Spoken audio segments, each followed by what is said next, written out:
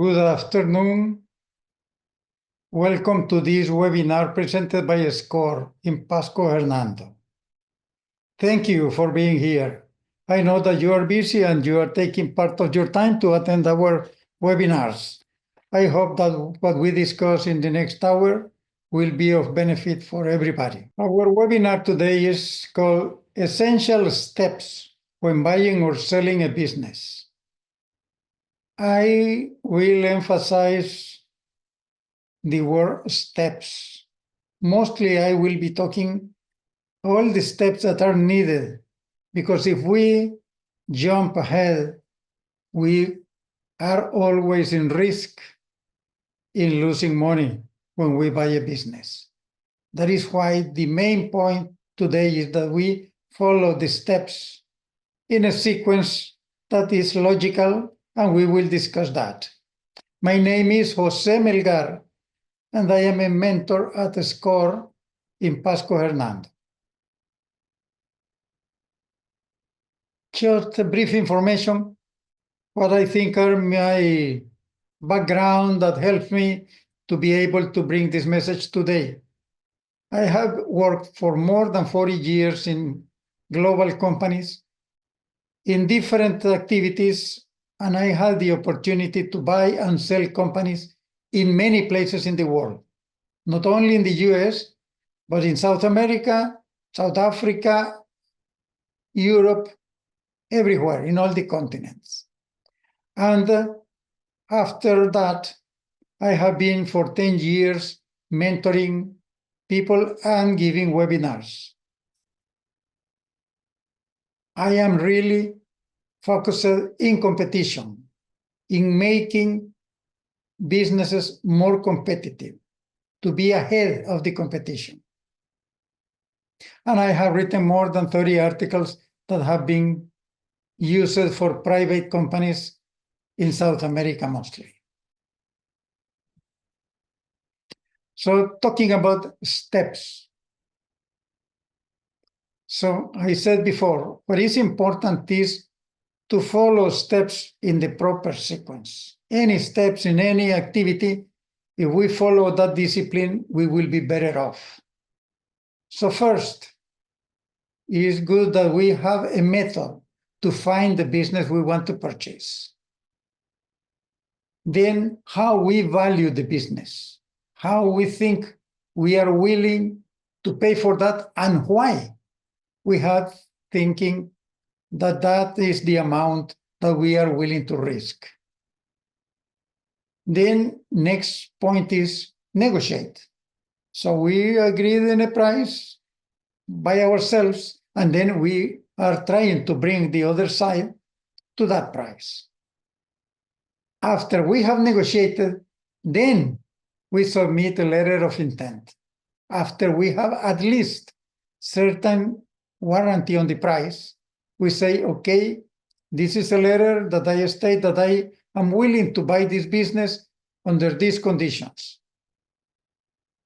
After this letter, the seller must show their books and allow the buyer to go inside the business to ask questions. That is the due diligence. We have to complete that in order to make sure that we are buying what is in the papers. And then, only then, when we have the final situation of the business, we try to obtain financing. We cannot go to a bank saying, I want a loan because I want to buy a business, but I don't know how much. We need to have a figure to discuss the way that we are going to use those funds with the bank. After we have all those steps, then we close the transaction. Because after they give us the key to the business, it's done. There is no way back. So this is what we are going to talk during this hour, these steps mostly. Please take note that all the questions will be better to write them in the chat, because then at the end I will be reviewing the chat, and is how I can respond to your questions.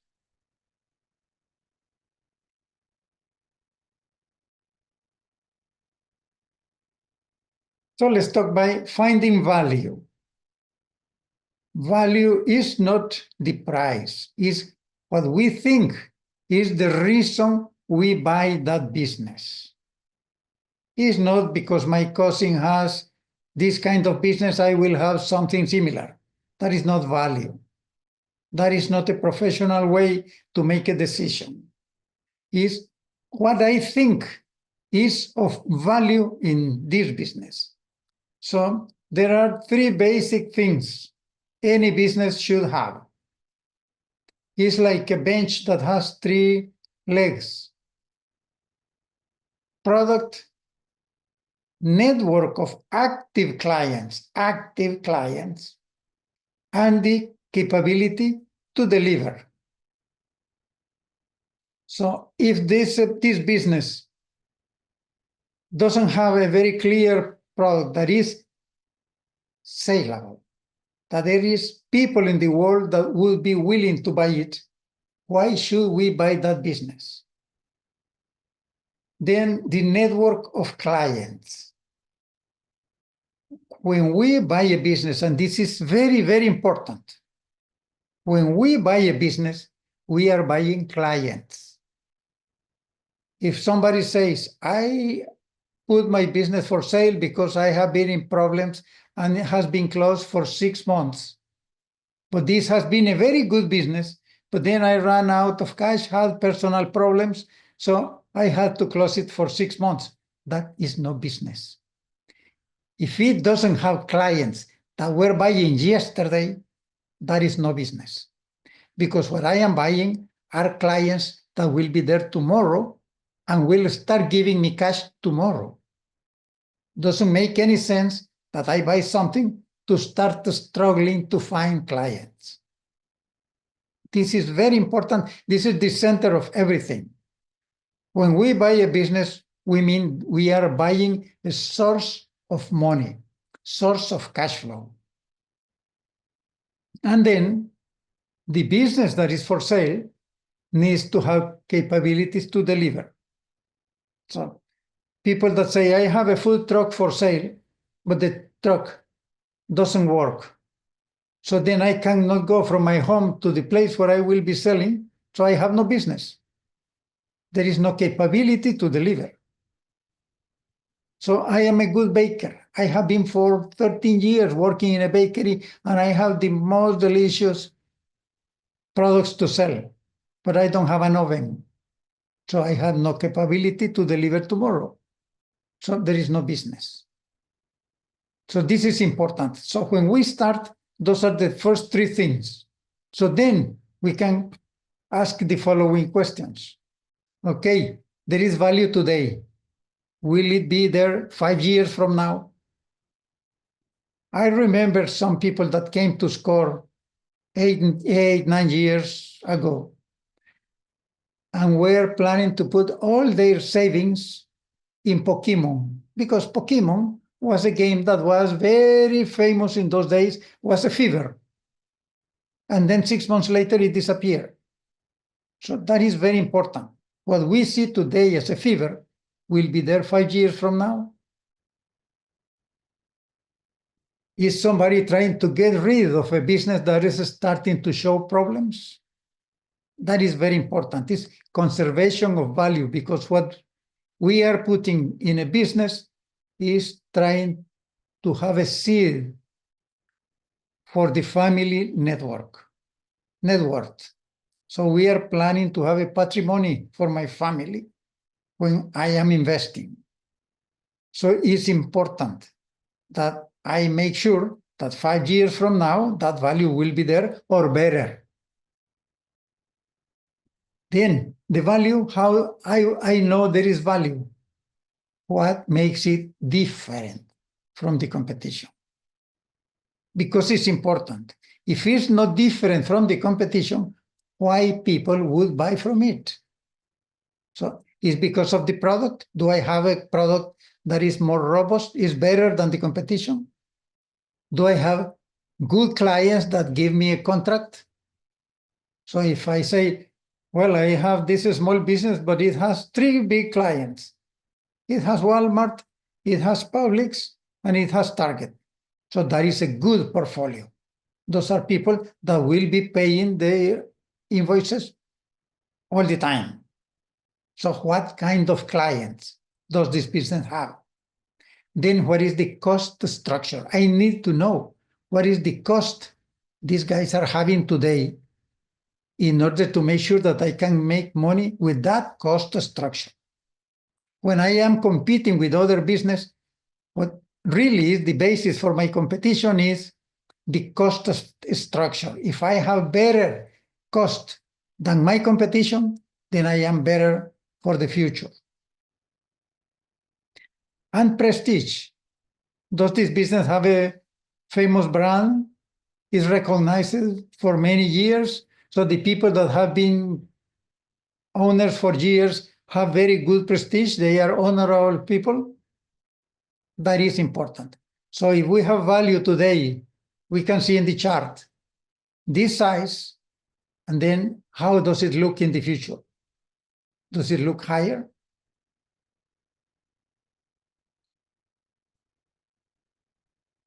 Okay, so now we have understood what is value and the importance that will be in the future. Okay, now what am I bringing to the business? What are the opportunities? What can I do with this business to make it better? Something that the current owner doesn't have that I can do better. Because those are the opportunities. I say this business has a good location. And because of that location, I can add some other businesses here. I can sell t-shirts, I can do all these other things that I have in other places, put them together. So how do I see that I can make better of what these guys are doing? So what changes I can make in order to make it lower cost? What knowledge do I have that can make this better? And my family, do they have other businesses that can be a complement to this one? So all those are the opportunities. So this business today has a value of $300,000. But in 3 years, I can make it 1 million because of these other things I have, or these other things I see, or these other contracts I can get. So those are the opportunities. So a good thinker ahead, a good visionary, looks what can be instead of what is. Then, how do I find businesses? Now I have an idea what I want. Okay, how do I find an opportunity? It takes time. I cannot go in the internet and say, tomorrow I will buy a business. It's not that way. So these are the main ways that people changes hands in a business. Employers.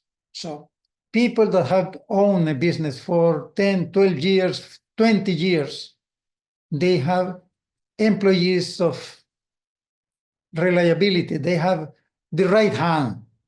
So they say, I don't have children, so I am going to retire. I will try to sell the business to this guy that has been with me for 7 years, has been a good employee, so I offer a good opportunity.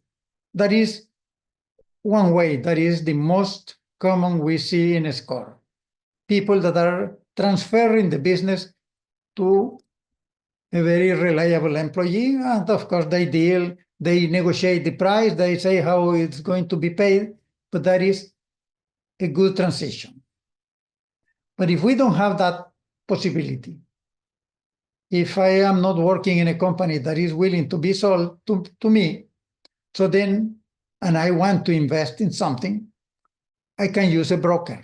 So those are people that charge a fee to find the business for me. I tell them what kind of business, and I find them in the internet.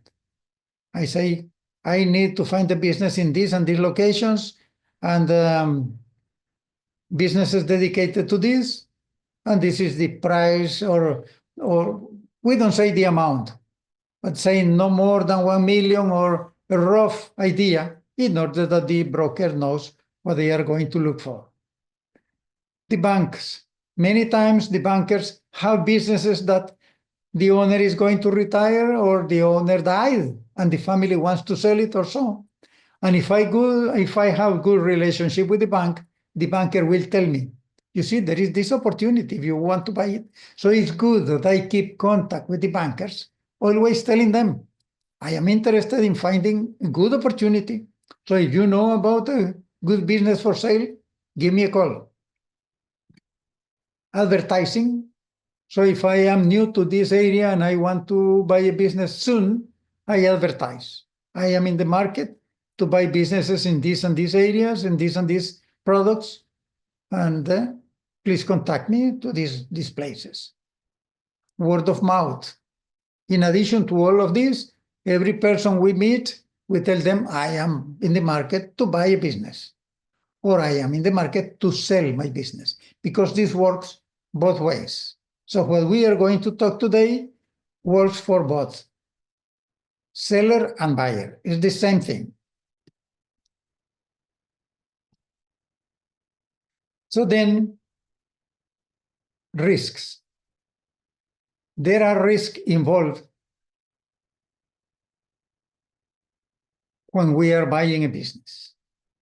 And it's very important that we know them up front and we are alert to avoid problems after that. The first one is obvious, is the ownership. We need to make sure that the person we are talking to has the right to sell it.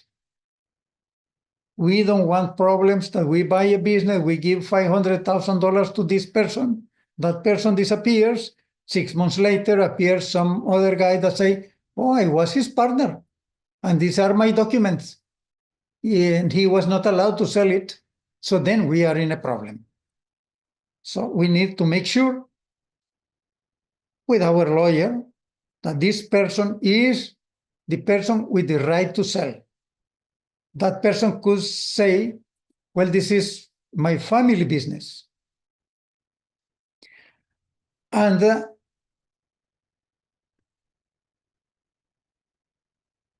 I am representing my family, but then how can we make sure that the family is really accepting that this person sells the business?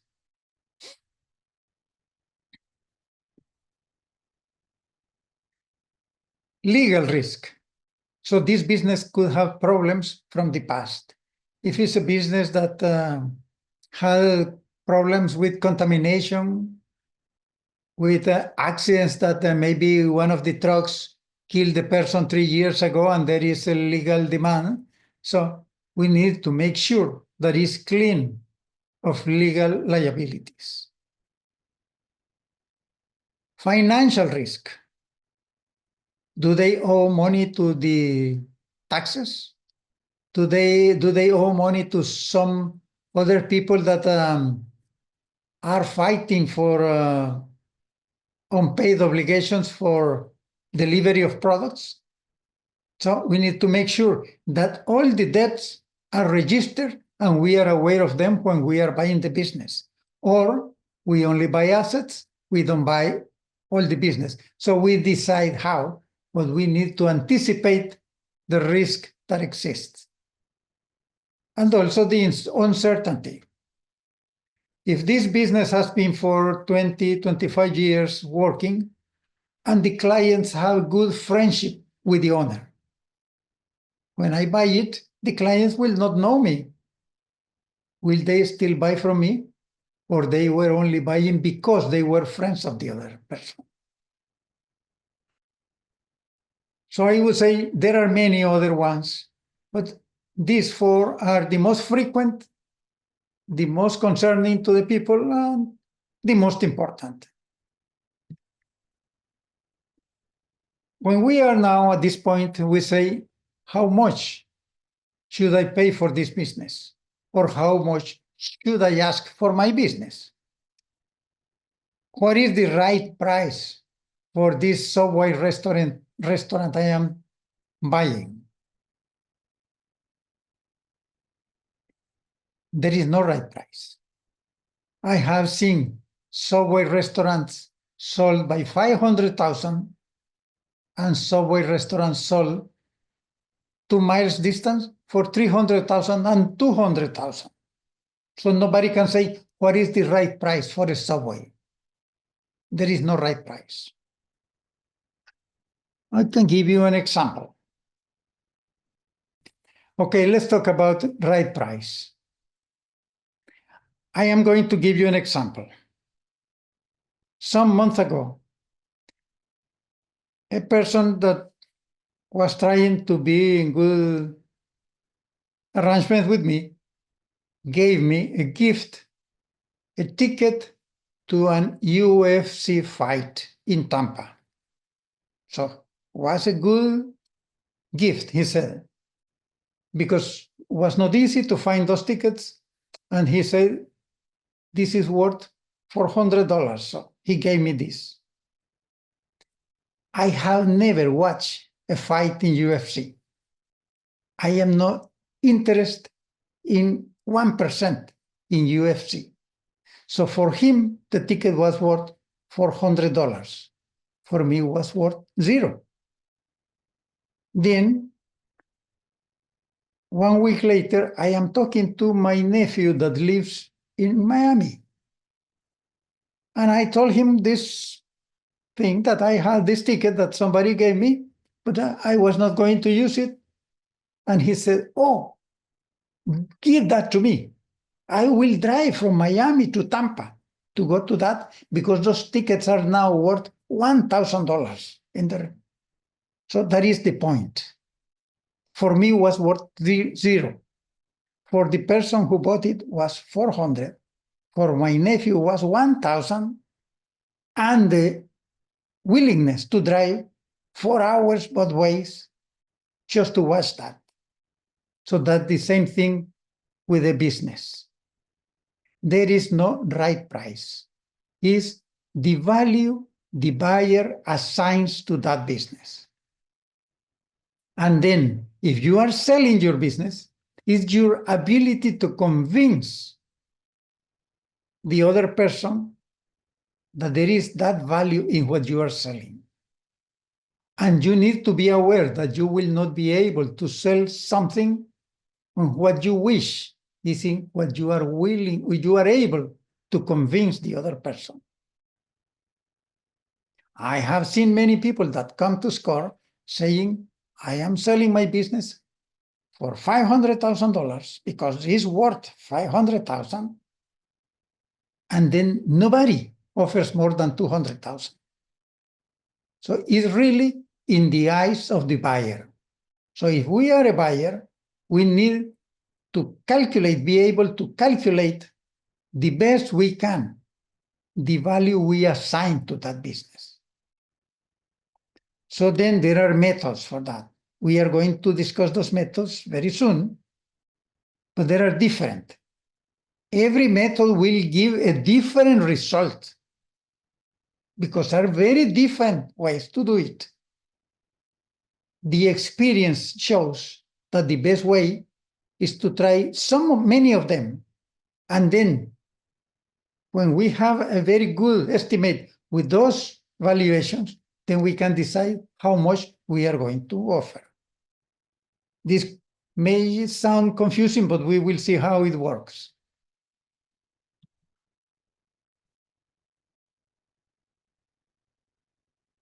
So these are the methods of valuation.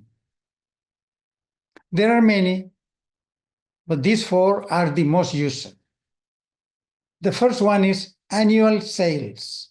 That is the most common. That is what everybody since the beginning of businesses 1,000 years ago are using because it's easy. Is what this business sells in 1 year. The annual sales is what we say, I have a business that is $800,000 value. It's because I sell $800,000 a year. Is the amount of money I bring every year.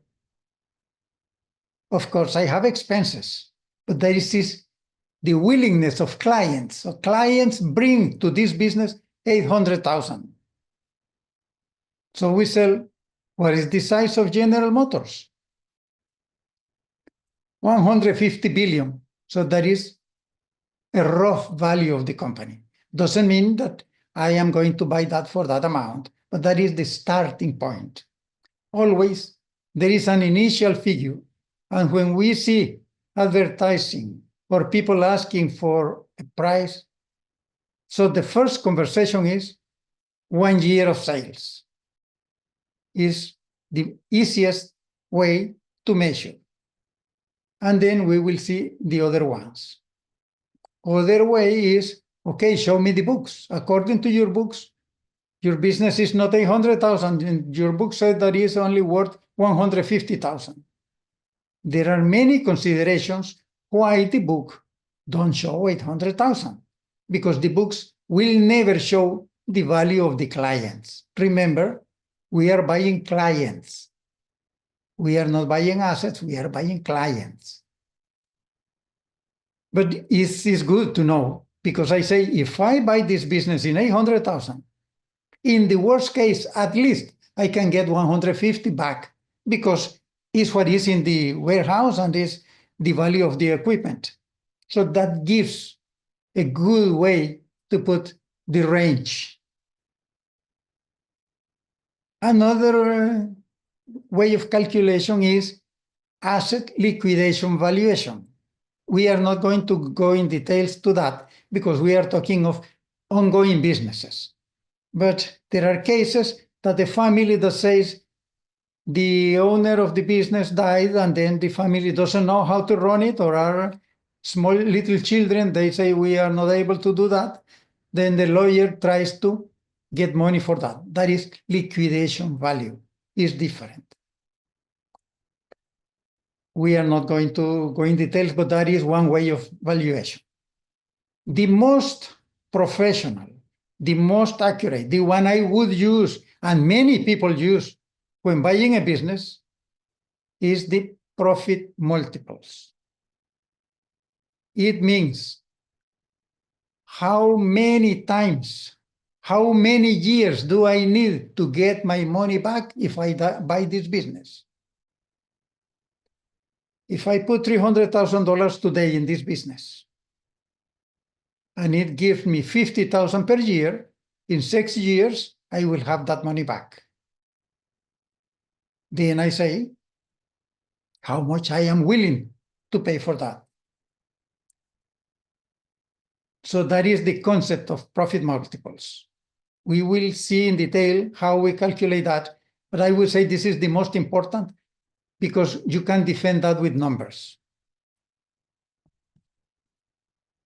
This is the example we are going to show with all the different valuations. So the Geneva Bakery.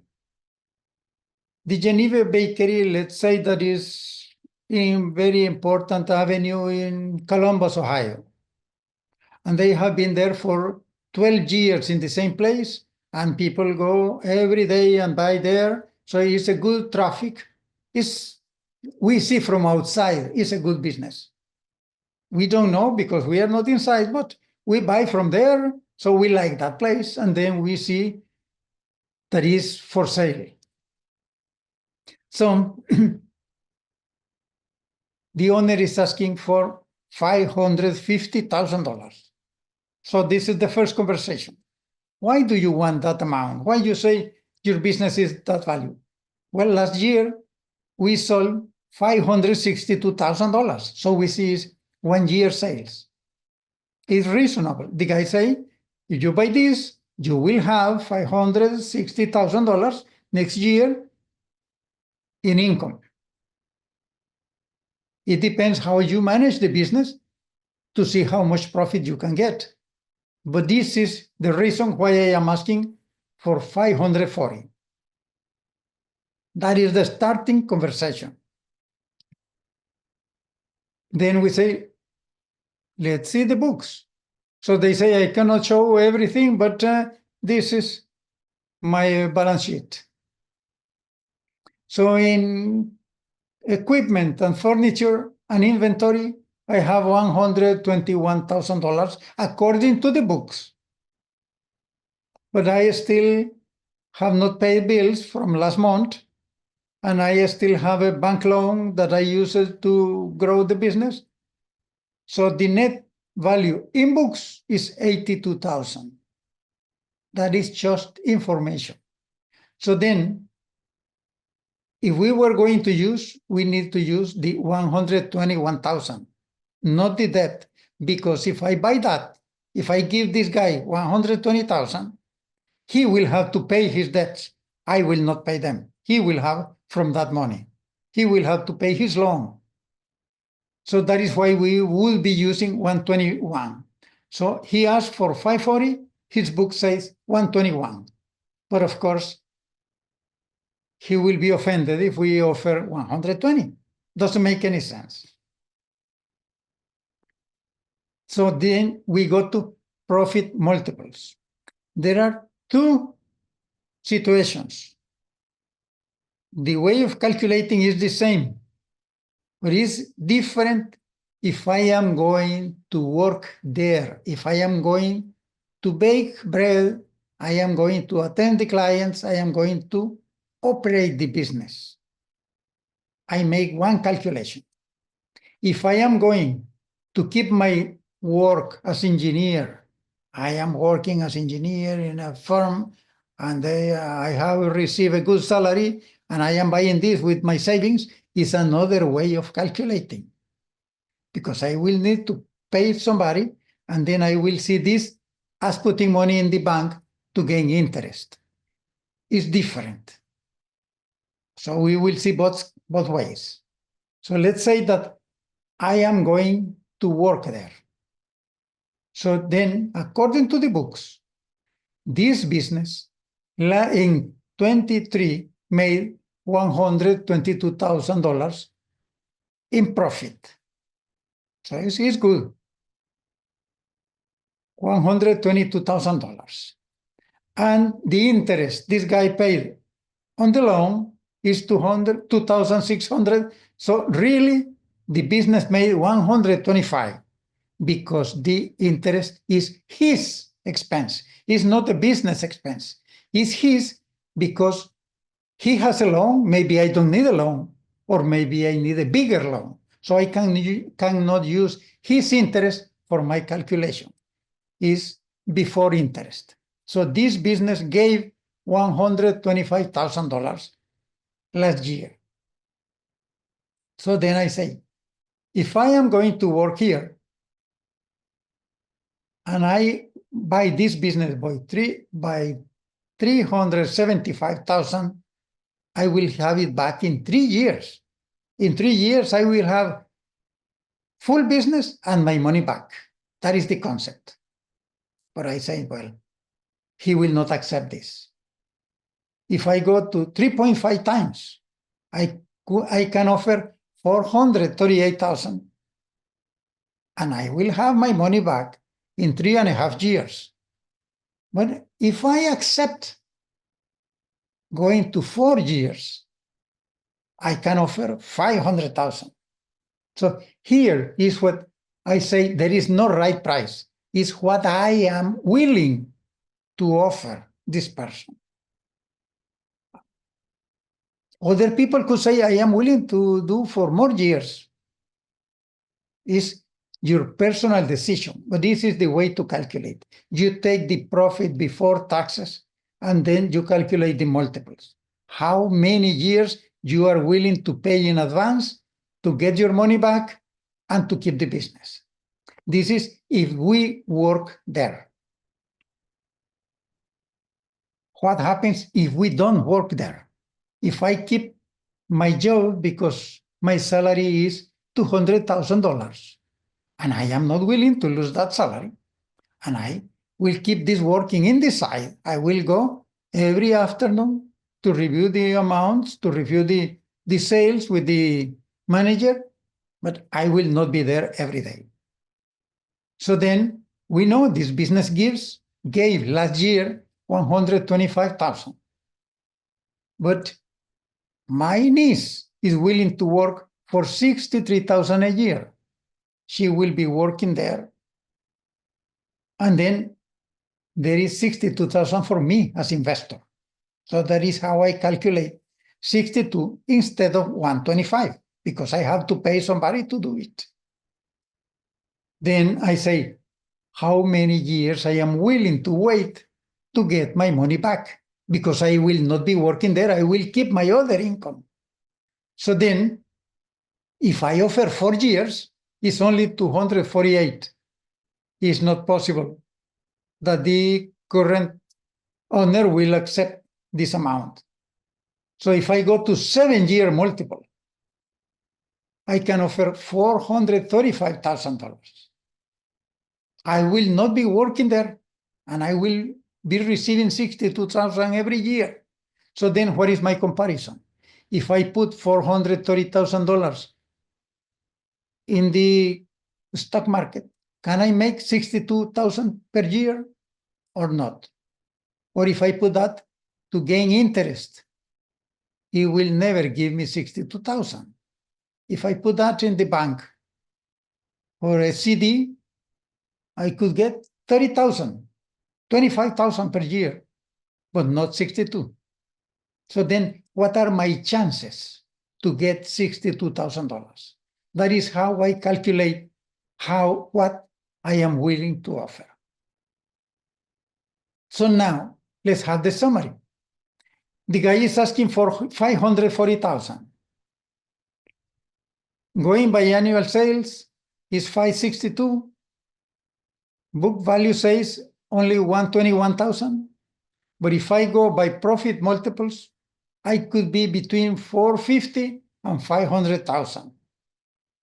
So I will start offering $420,000 to start the negotiation. But this is how we calculate. Then, of course, other person could be willing to offer more and accept the $540,000.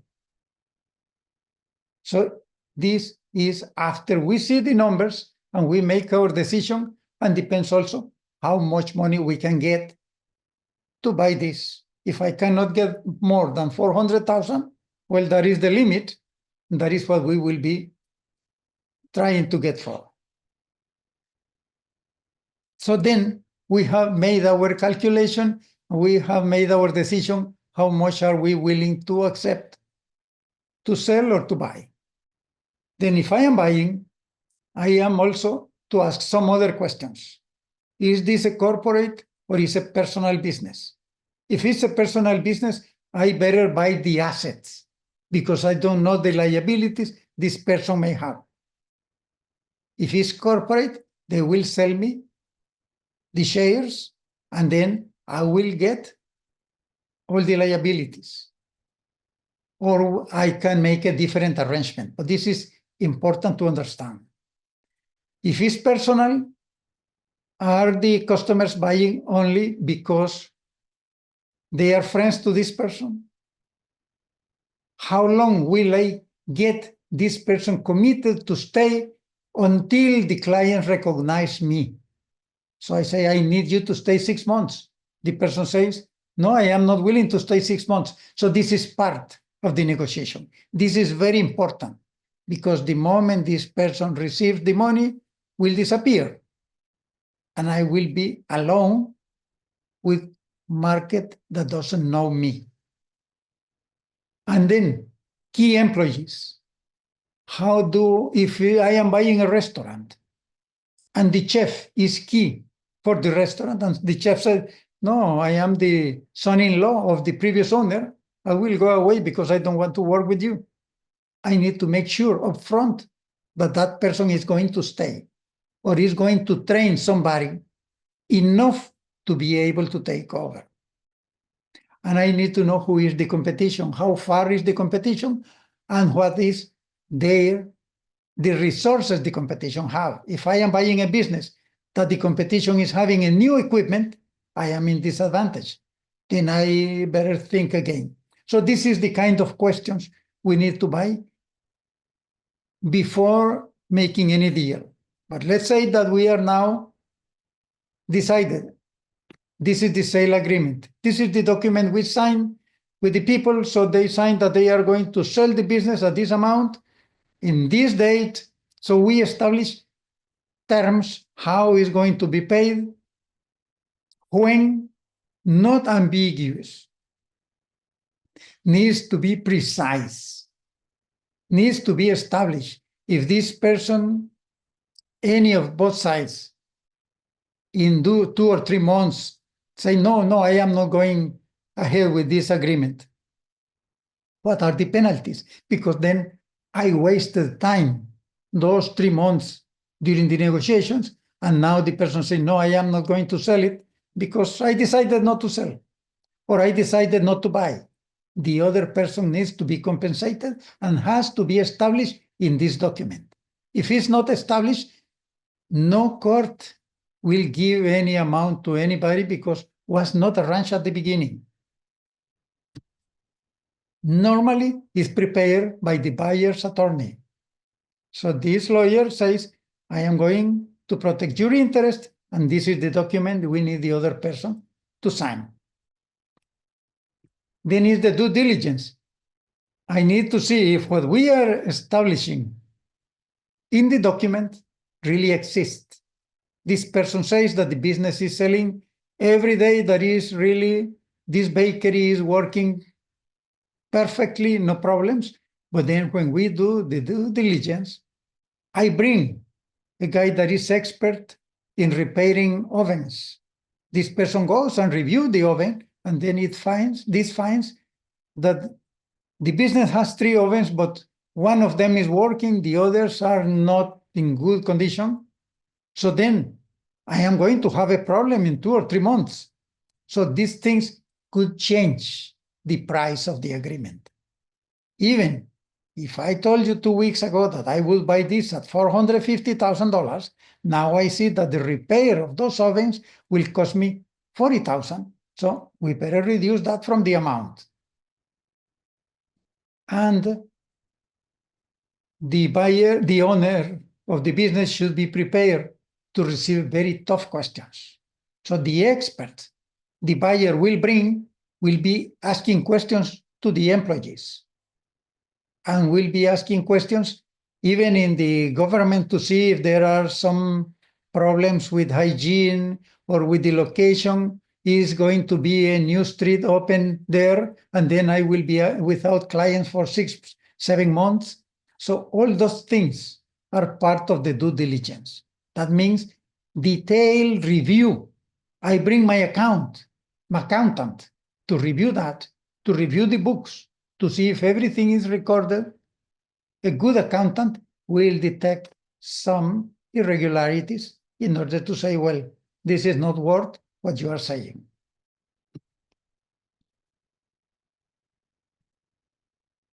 Then I am ready to go to the bank. After doing the due diligence, I say, yes, I am satisfied in buying this in $435,000. We shake hands, both sides, say, okay, this is what we agreed, and then I have 45 days to obtain the money. Then I go to the bank, because I say the best strategy is to share risk. I know there are people that say, I receive all my money compensation from the insurance, and then I have now $1 million, and then I don't need to ask for a loan. Yes, but if you go to a bank, you are going to buy a business for $435,000, and you find a bank that is willing to lend you $200,000, then you are only risking $235,000 instead of risking $435,000. You could say, but I don't need the loan because I don't need to pay interest. I have the money. It depends if you are willing to share risk or not. A good idea is to ask upfront to the seller how much financing you are willing to give, because you know the business, the clients know you, and then I am willing to pay you 50% now, and the other 50% in a year when I am totally in control and the clients know me and everything, And I have found that there were not hidden problems. So that is a way. So we share the risk, and the seller is financing you. Even if they charge interest or so, we can agree that. But of course, that depends on each person and how confident they are. That doesn't mean that we will find that. In most cases, that will not happen. I am selling my business, and when I give you the key, is the last day you will see me. So, but this is something that is worth a try. Venture capital. Look for other people that are willing to risk money with you and invest in this business. But then you will have to share the profits. The profit will not be yours because you don't have the money to invest. So the best thing is to get a bank loan. And then you need to have a good credit and a business plan. No bank will lend money to a person that is not bringing a solid business plan. Solid doesn't mean nice charts and elegant words. Solid means that the person can respond, can answer every question is asked. When we are buying a business, there are many things to avoid. The first one is falling in love with the investment. Many people come to SCOR and say, I am going to buy that car wash because that one is the one I want. Has to be that one. That is a mistake, because then the seller will take advantage of that situation. If that person knows that has to be that one, they will not change their position in the asking price. So, market conditions. If the market is showing that everything is going to be difficult, that the interests are rising, and all the stuff, unemployment is going up, so don't overlook that. How is that going to affect my business? So other people are telling you this is not the right time to go in business. Well, we don't have to do what other people say, but ask why. Why you say so? And then saying, okay, that will not affect my decision because my business will be good even in those conditions. But don't overlook it. If we know that that person that is selling the business has a bad story of forging documents, forging businesses, so I wouldn't buy anything from that person because I am risking that the books they are going to show are not properly managed. Rushing through the due diligence. So they say, well, there is no time. You have to buy it now or not. Okay, go away. Go away. Don't accept that kind of pressure. You will do the due diligence in the due time, because all the questions need to be answered before giving one penny to the other person. And then we don't see growth potential. This business has been selling less and less every year. So 3 years ago, it was selling 600,000, then 560, then 550. What makes me think that people are not getting away, the clients are not getting away from this business? So there is no growth. We don't see growth unless we are bringing that from other sources. So we need to see, because always if we are making an investment to protect our patrimony, growth is what is important. And if they bring projections that you don't see logical, well, your accountant will tell you this is not realistic. If we are going to sell, all those steps need to be prepared for those questions I already talked all this hour. So the price should be based in realistic expectations. We know that the guy will come with a SCOR mentor to review this, so I need to be prepared for that. So I need to clean my business, making look good, give a good impression. I need to look for many buyers in order to have an alternative. If this guy doesn't buy, well, I have this other one, and that will give me confidence for negotiation. Then when I have the sales agreement and they did the due diligence, I need to start planning for the closing. And after that, I need to tell the IRS, I don't have this business anymore. Don't charge me any penalties, anything, because it now has a new owner. So it's very important. There is professional support when we are in this.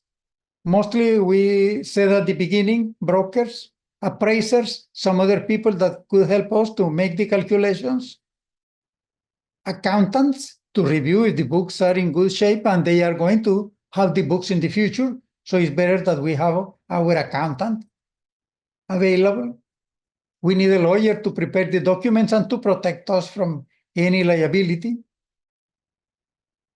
More professional support, educational seminars. So we need to find information in the internet, live webinars, all the information we can before risking our money. And the SCOR is always available. It's free. They will never charge you a penny, and you can ask them for support. They will not do the work for you, but they will be with you all the process. So why I say it's reliable? Because we have been in helping businesses for more than 60 years. Since 1965, SCOR has been here.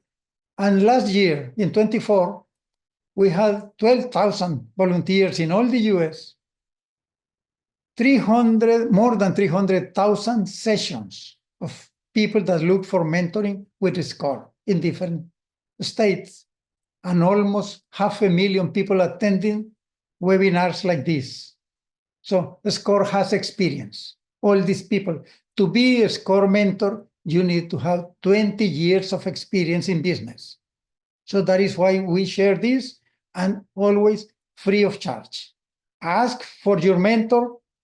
In our case, in Pasco Hernando, this is the website. You go to www.score.org, Pasco Hernando, and then you ask for a mentor. And it's good to mention that we are partially funded by the SBA. So in addition, there are some websites you can look for information how to do evaluation. You go to SCOR and then you look for value in businesses. They will offer you some links and for how to do a due diligence. Or this is available in our website, in pascohernandoscar.org. So this is information I had to discuss with you. I hope this is of help, and then I can respond to any question. I see there are some comments in the chat.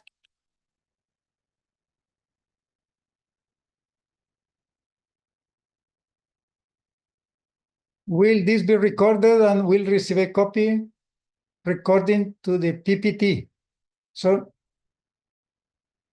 in this page, there is my personal email where you can ask for the PPT deck. It's recorded, so in 2 weeks, you can go to the website, SCOR website, and then you can hear this information again. So I hope this has been of help for you. I really appreciate your attention. Certainly, you are invited to the monthly webinars that are presented by SCOR. And if there are no more questions,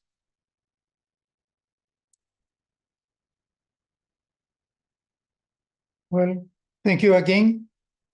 And I only hope you have a very good rest of your day. Bye.